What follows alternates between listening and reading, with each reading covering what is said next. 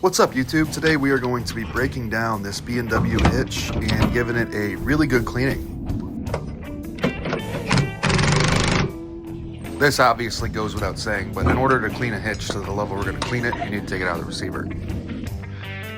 Once it's out, you can start breaking it down by pulling all 3 of the hitch pins.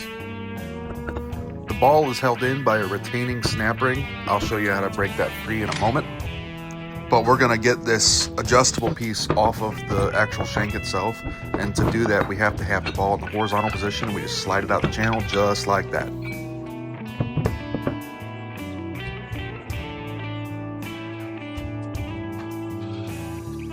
Snap ring pliers are going to make your life a lot easier. You can use a flathead screwdriver if you want, but in order to take this out, take the snap ring pliers and get that snap ring off. And then from there, you should just be able to slide out the hitch ball from the adjustable part, whatever you want to call that piece. And from there, just grab a shop rag and then clean off as much of the excess grease as you can from that hitch ball. It's going to make the cleaning process just a little bit easier, and you're not going to have as much of a mess when you're mixing, cleaners with caked on grease. You're going to have a lot of splatter and just gross crap. Now mix your cleaner. I use Simple Green, and it's frozen, so it's really hard to pour, but a little bit of Simple Green goes a long way when it comes to cleaning most greasy items.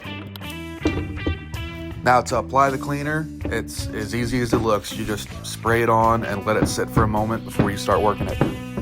Now as far as cleaning the hitch ball, you can do it this way. You're going to scratch up the chrome.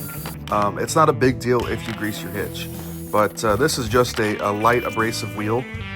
It basically will matte the finish of the chrome, but it does a fantastic job of removing all of the caked on grease.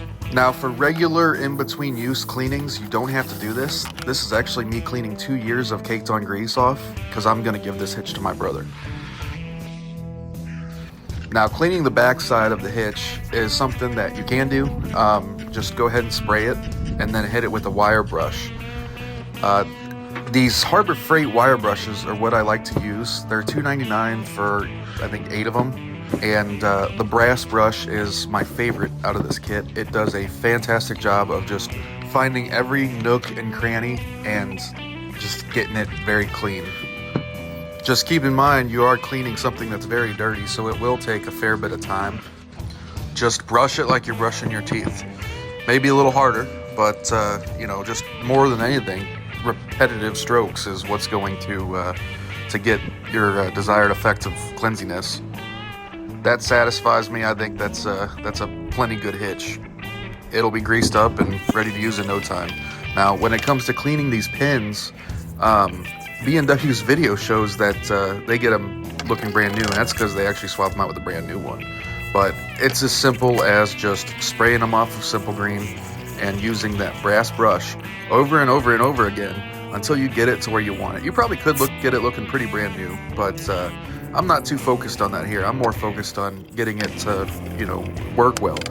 This is a part that you need to grease with white lithium grease, so it's gonna get dirty pretty quick again.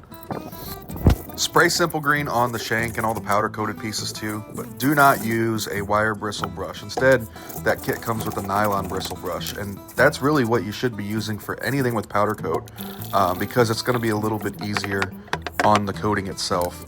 Like I said before, I'm actually giving this hitch to my brother, and we're going to have it powder coated to match his truck from King Coatings here in St. Charles County, Missouri. So with that in mind, cleaning the powder coating is not actually that important for my case. I'm just doing it to show, how it can be done and how it can end up looking.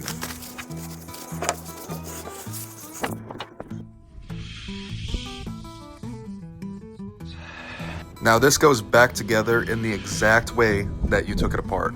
So the first thing we're going to do is we're going to take this piece here and we're going to slide the hitch ball in the horizontal position, grab our snap ring pliers, and reinstall that snap ring.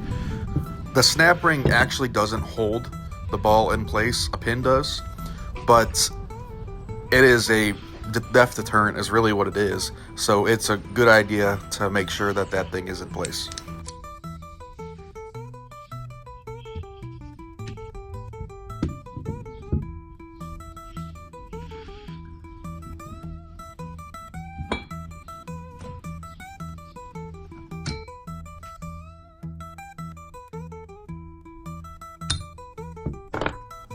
Again, we're going to want to keep it in the horizontal position for now. And keep in mind we want it in the horizontal position so that it can slide back on the shank.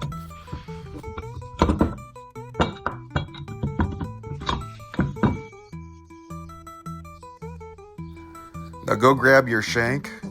Bear in mind you got your 2 grooves here, and then you have your 2 pins. Slide your 2 pins right into those 2 grooves from the backside here, and then slide it in place. Use your hitch pins to lock it in place for now.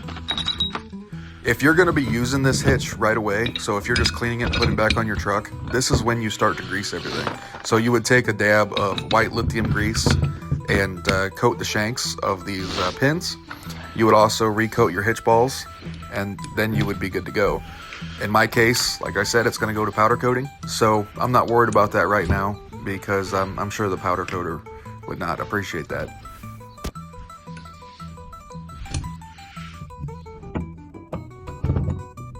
Other than that, put your ball in the upright position and you are good to go.